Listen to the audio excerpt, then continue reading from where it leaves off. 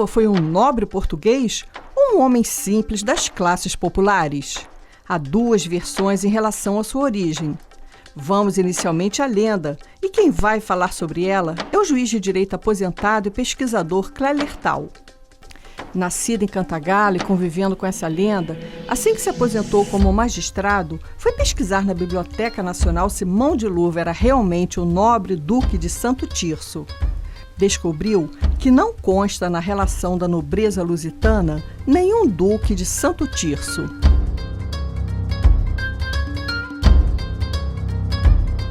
Quem era Mão de Luva?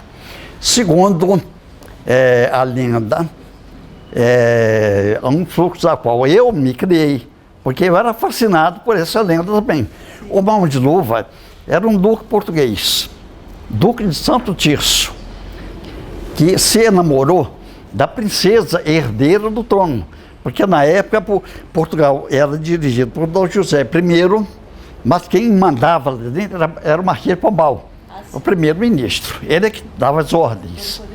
E acontece que, segundo a lenda, o Marquês de Pombal não chegava com bons olhos no namoro desse duque, que era muito rico, poderoso, muito ilustre, com a princesa, não é?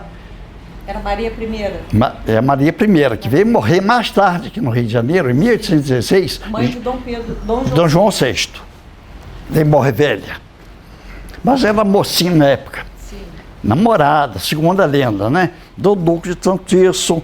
E o Marquês de Pombal, que era todo poderoso em Portugal, não querendo aquele casamento, acontece que envolveu o duque, pretenso Duque de Santo Tirso, num processo de devassa, como chamavam, aberta em Portugal contra os Távoras. Porque em 1758, isso é verdade, não é lenda. O Dom José I, rei de Portugal, voltava à noite de uma das aventuras amorosas, que era muito dado a isso. E foi atacado, e quase morreu, em razão disso. Então o Marquês de Pombal abriu o processo contra os Távoras e muitos deles foram realmente condenados à morte. Aproveitando o ensejo, envolveu o Duque de Santo Tirso, que não tinha nada a ver com a história, era apenas namorado da princesa, sob pretexto de que ele, ambicioso, queria que a namorada assumisse o reino de Portugal, teria participado desse atentado contra o rei.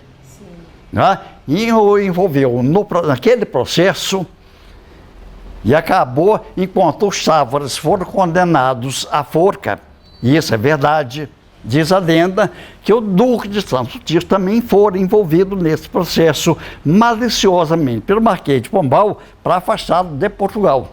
Certo. Bom, prosseguindo na lenda, então esse Duque de Santo Tirso, antes de embarcar para o Brasil, foi condenado ao degredo do Brasil.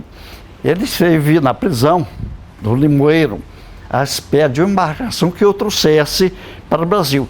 E na noite da véspera da vinda para o Brasil, ele foi visitado na prisão pela princesa. Maria I. Maria I. E essa princesa, então, muito aborrecida com o degredo do namorado e tal, levou para ele uma luva. Né? E disse para ele: olha, um dia eu serei rainha de Portugal e você será uma espécie de príncipe consorte, marido, se não o rei, pelo menos o marido da rainha.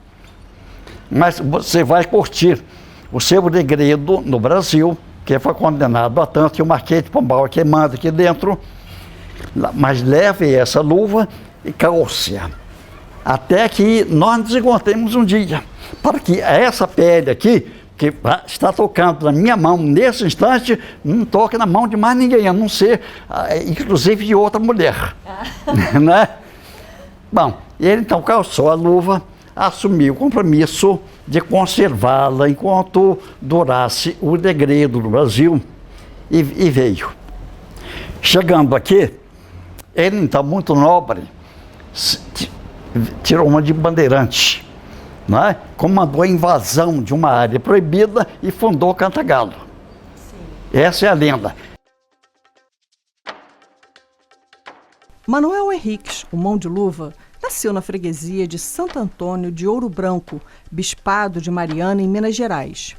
Seu banho matrimonial, como era denominado o casamento naquela época, foi com Maria da Silva, com quem teve filhos.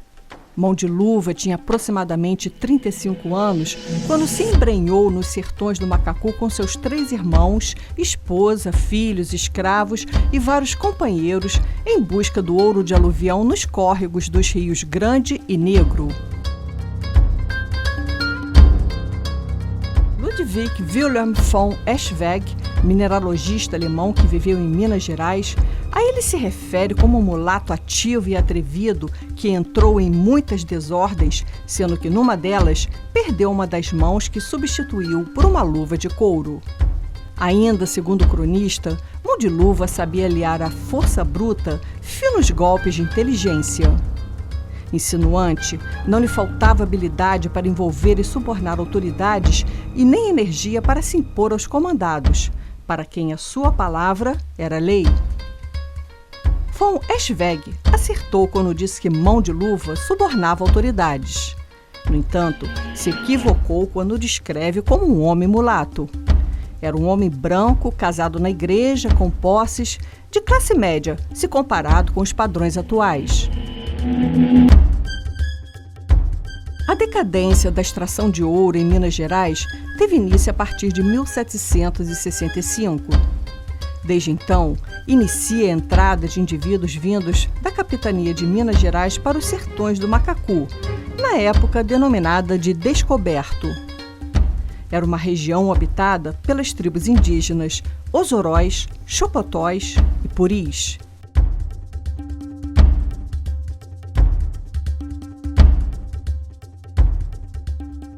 Os descaminhos para sair da estrada principal eram picadas traçadas em locais de difícil acesso, conhecido apenas pelos índios e por homens habituados ao comércio ilícito. Mão de Luva estabelecera boas relações com os índios, o que pode ter facilitado não apenas a fixação de seu bando em áreas tão remotas, mas notadamente para a descoberta de ouro nos córregos da localidade. As tribos puris e os botocudos eram temidas pela sua bravura. Eram geralmente aproveitadas pelas autoridades no ataque a quilombos e utilizadas por contrabandistas como aliados nos descaminhos. Mão de Luva percebera que os índios eram grandes conhecedores das riquezas dos sertões e, com a colaboração deles, seria mais fácil localizar os mananciais auríferos. Mão de Luva e seu bando permaneceram aproximadamente 20 anos no descoberto dos sertões do Macacu, garimpando o ouro de aluvião. Somente em 1784 teve início, por parte do governo, a repressão aos faiscadores contrabandistas.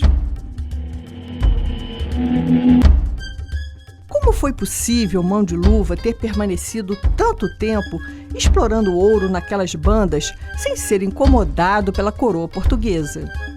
Segundo o historiador Rodrigo Leonardo de Souza Oliveira, havia o envolvimento de funcionários do alto e baixo escalão do governo com o bando de Mão de Luva. Sem dúvida, a hesitação na repressão aos bandoleiros pode ser explicada através de uma presumível amizade entre Mão de Luva e o governador de Minas Gerais, Cunha Menezes. Fica claro na documentação a existência de redes de interesses e clientelismo entre os funcionários do governo e os bandoleiros em relação ao ouro garimpado no descoberto. Era o levar por fora, como se dizia à época. Soldados destacados nas patrulhas aproveitavam o poder de seus cargos para participar do comércio ilícito com os bandoleiros. Até mesmo os padres tinham ligação com o bando. Por não serem revistados, obtinham facilidades para fazer o contrabando. Havia trocas de ouro por broacas de sal, rolo de fumo, farinha, feijão, banha, chumbo e pólvora. Era natural que todos quisessem negociar com o bando de Mão de Luva, que pagava em ouro.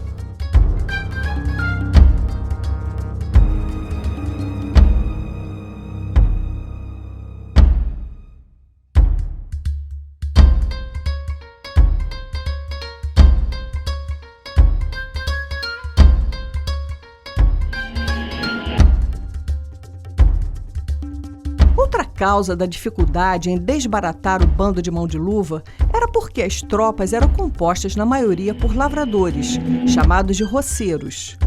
Eram regimentados à força e à base da violência, tendo que deixar o ganha-pão de suas lavouras e recebendo baixos soldos. Isso quando o governo pagava, o que não era frequente. Os mantimentos e os armamentos eram também insuficientes para a investida. Além do precário aparelhamento militar, o desconhecimento dos sertões era igualmente uma barreira para se chegar ao bando. As autoridades não tinham o mínimo de conhecimento dos sertões do Macacu. Por todos esses fatores, Mão de Luva e seu bando puderam se manter por 2 décadas explorando o ouro de aluvião sem serem incomodados.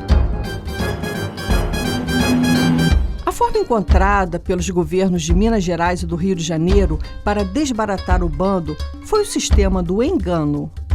Planejaram ludibriar os bandoleiros utilizando falsas promessas de legalização das terras dominadas pelos mesmos. Uma carta foi enviada aos bandoleiros declarando que iriam desfrutar de suas terras com descanso e fartura e teriam a liberdade de produzir culturas de milho, feijão, além de explorar as riquezas minerais da região, desde que pagos os tributos à coroa portuguesa. Como já estavam habituados à camaradagem e ao suborno de homens do governo, ficaram tranquilos. Após a obtenção da confiança dos contrabandistas, os ranchos seriam atacados.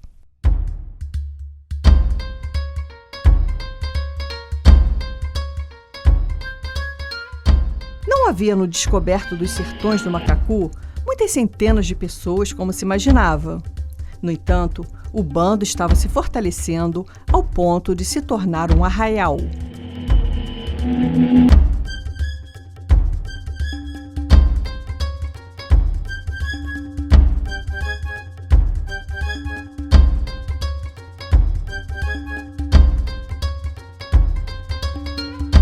O governador de Minas Gerais, Cunha Menezes, enviou uma carta ao vice-rei informando que o ataque ao bando se daria no princípio do mês de maio, tempo de seca nos sertões do Macacu. Um cabo e um soldado acompanhados por 8 negros fingiram ir ao descoberto do Macacu vender toucinha e cachaça aos bandoleiros. Por volta da meia-noite, o cabo e o soldado abriram a porta do rancho onde estavam os mais perigosos bandoleiros e retiraram as escorvas e as espingardas. Nas horas seguintes, dado um sinal, o ataque teve início em meio a uma grande desordem com distribuição de pancadas e tiros. Gritos de mata-mata eram ecoados por todo lado. Mão de Luva disparou contra um cabo, mas como a sua arma estava sem a escorva, o cabo teve apenas ferimentos leves. Percebendo a iminente derrota, Mão de Luva se entregou e pediu aos companheiros que não houvesse resistência. Mão de Luva e seu bando foram presos, mas infelizmente os processos não foram localizados até hoje pelos pesquisadores. No entanto, em razão de seu comportamento taxado como herético, o Tribunal de Inquisição de Lisboa deu entrada em uma instrução contra ele. Já a esse processo temos acesso e se encontra no Centro de Documentação de Cantagalo, digitalizado e paleografado pelo historiador Wesley da Silva Gonçalves. No processo de Inquisição, Mão de Luva foi acusado de cometer desacato ao Santíssimo Sacramento por trazer uma partícula ao pescoço que dizia ser consagrada, dando-lhe poderes sobrenaturais. Testemunhas declararam que Mão de Luva fazia uso de arte diabólica para que seu cavalo saltasse de maneira sobrenatural. Possuía trevos e orações, os quais o ajudava a fazer artes e valentias. Fazia uso de uma bolsa que ele consultava e que lhe dava um sinal se poderia seguir viagem ou não. Tudo quanto Mão de Luva fazia não era natural, mas auxiliado por alguma arte diabólica, declarou uma testemunha. Outra disse que quando Mão de Luva se metia em algum perigo, logo tirava da algibeira uma bolsa volumosa e a lançava ao pescoço. Valendo-se dela, se metia em todos os perigos, seguro de que nada o ofenderia. Era visto como um mandigueiro e prometia essas bolsas às pessoas para se livrarem dos perigos. Gostava de jactar-se que tinha feito várias façanhas com seus cavalos, que pareciam sobrenaturais, tudo isso para que o seu grupo o temesse, consolidando assim a sua liderança na localidade.